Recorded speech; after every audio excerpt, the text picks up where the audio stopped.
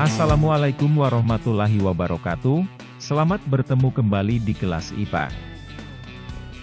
Kali ini, kita akan mempelajari jenis-jenis gerak lurus, yaitu, gerak lurus beraturan, disingkat GLB, dan gerak lurus berubah beraturan, disingkat GLBB. Tujuan pembelajaran kali ini adalah 1. Menjelaskan pengertian gerak lurus beraturan. 2. Menjelaskan pengertian kecepatan. 3. Menjelaskan pengertian gerak lurus berubah beraturan. Dan 4. Menjelaskan pengertian percepatan.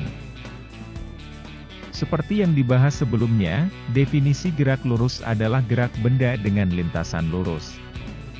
Sebagai contoh, mobil yang melaju di jalan lurus.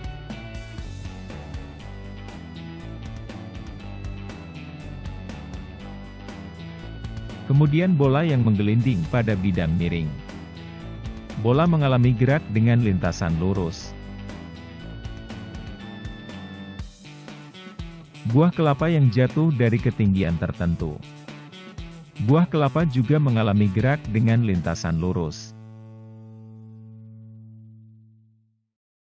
Berikutnya, amatilah ilustrasi gerak lurus beraturan dan gerak lurus berubah beraturan berikut ini.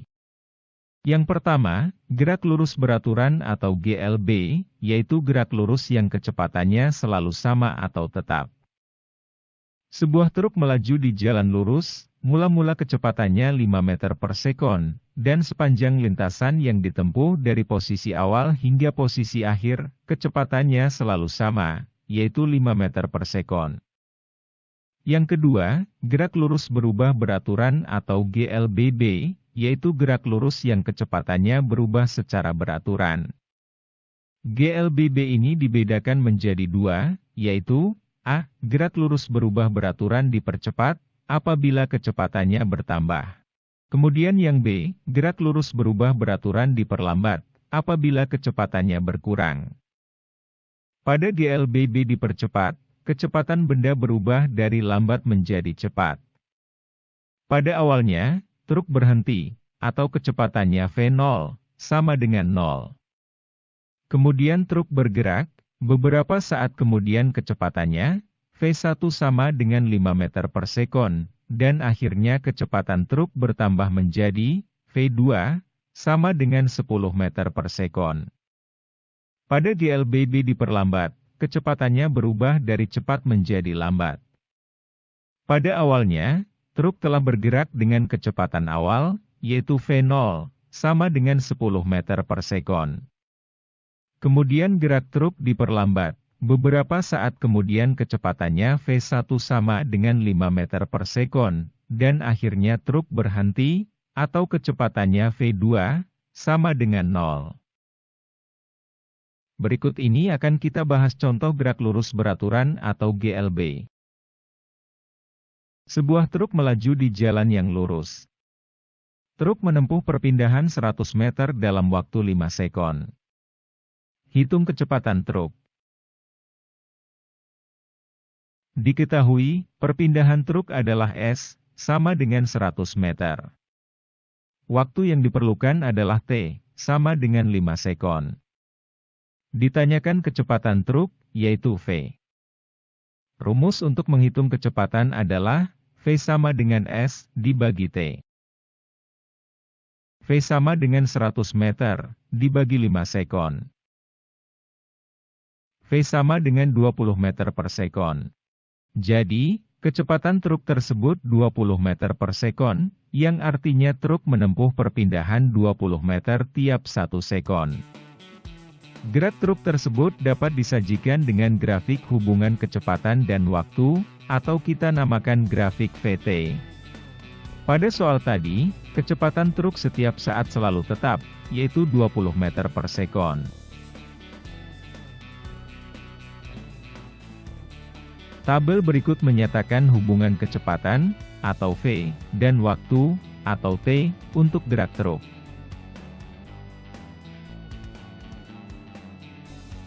Sehingga gerak truk dapat dinyatakan dengan grafik berikut.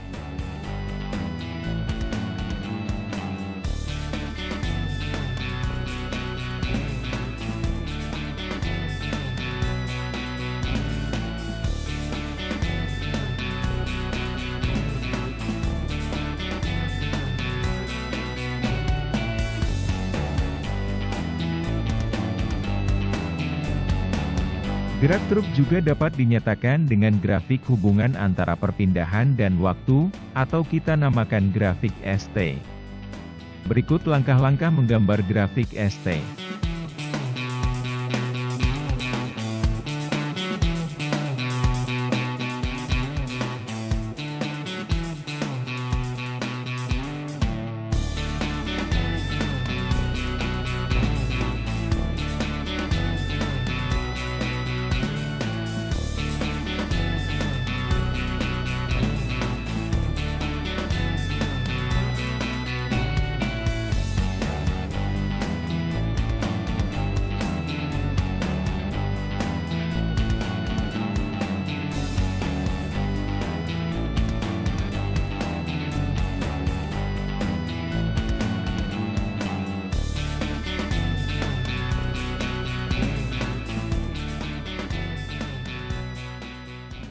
Demikian pembahasan gerak lurus beraturan atau GLB.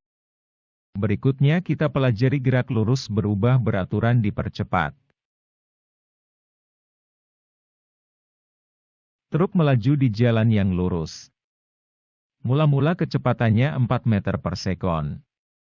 Dalam waktu 3 sekon, kecepatan truk bertambah menjadi 10 meter per sekon. Hitung percepatannya. Percepatan atau A, adalah kecepatan akhir, atau V1, dikurangi kecepatan awal, atau V0, kemudian dibagi selang waktu, yaitu T.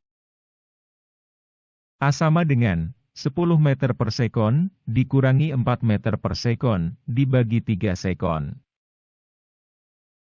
A sama dengan 6 meter per sekon dibagi 3 sekon. Jadi, percepatan truk tersebut 2 meter per sekon kuadrat, yang artinya, kecepatan truk bertambah 2 meter per sekon, tiap 1 sekon. Gerak truk tersebut dapat disajikan dengan grafik hubungan kecepatan dan waktu, atau grafik VT. Pada soal tadi, percepatan truk 2 meter per sekon kuadrat, yang artinya, setiap waktunya bertambah 1 sekon maka kecepatan truk bertambah 2 meter per sekon. Tabel berikut menyatakan hubungan kecepatan, atau V, dan waktu, atau T, untuk gerak truk. Sehingga gerak truk dapat dinyatakan dengan grafik berikut.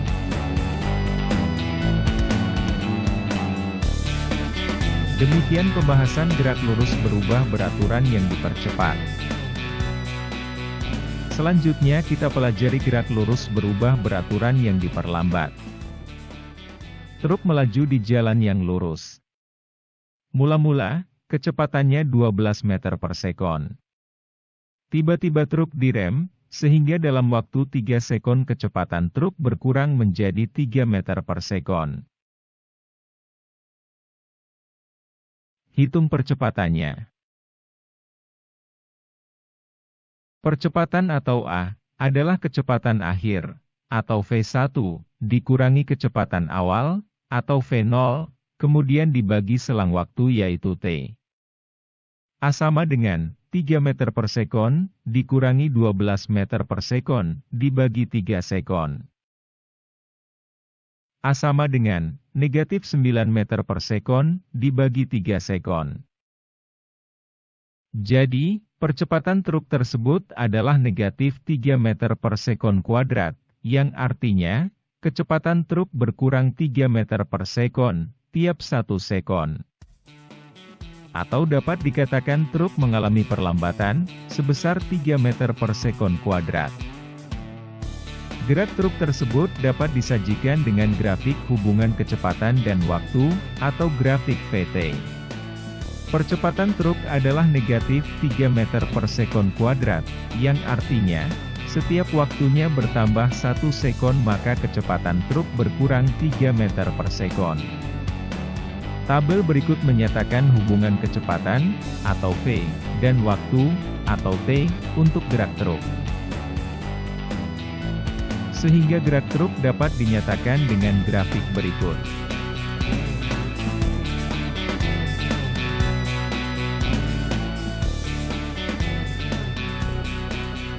Demikian pembahasan gerak lurus berubah beraturan yang diperlambat. Berikut ini adalah contoh gerak lurus dalam sehari-hari. Jika sebuah mobil yang bergerak lurus di jalan mengalami kebocoran oli, maka dengan melihat pola tetesan oli tersebut, dapat diidentifikasi jenis geraknya.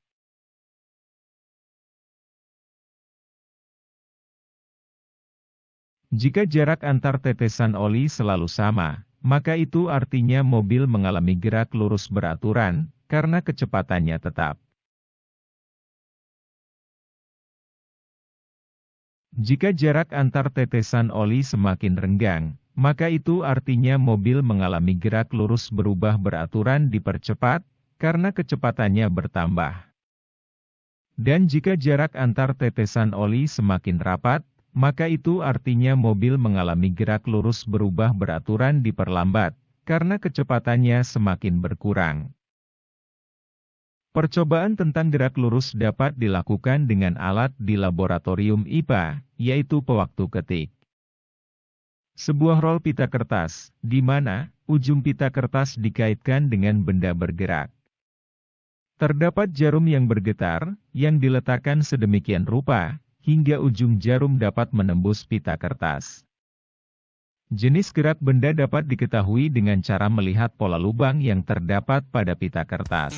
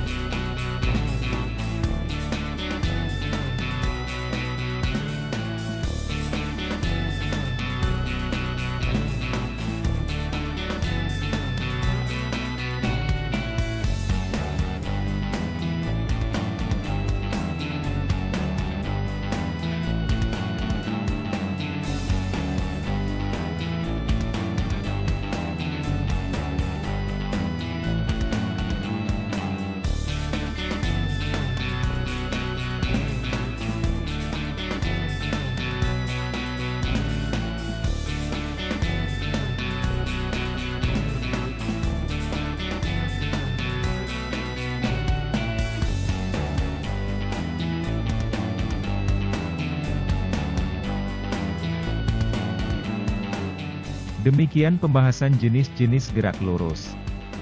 Pada pembelajaran berikutnya, akan dibahas tentang gaya dan hukum Newton. Sekian, semoga bermanfaat. Wassalamualaikum warahmatullahi wabarakatuh.